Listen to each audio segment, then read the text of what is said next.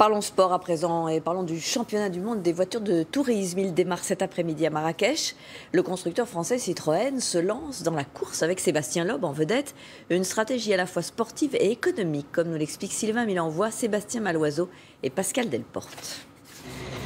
Il incarne l'image de la réussite sportive de Citroën. Hier matin, Sébastien Loeb arrive au circuit avec sa femme.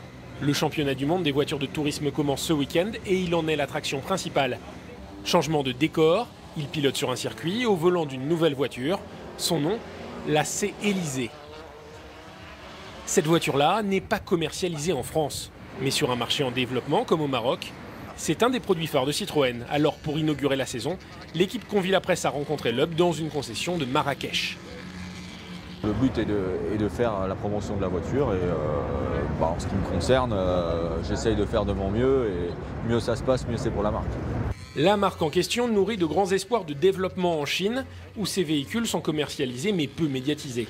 Pour se faire connaître, Citroën a donc décidé d'inscrire plusieurs voitures dans ce championnat du monde automobile WTCC, qui fera notamment étape à Shanghai et à Pékin, et sur d'autres marchés en développement.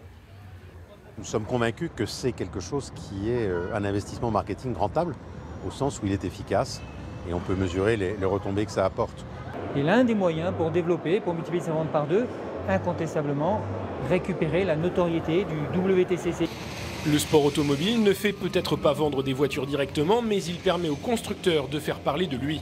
Avant la première course, Citroën récolte déjà les premiers fruits médiatiques de ses investissements, car ses 3 pilotes ont fini aux 3 premières places des qualifications.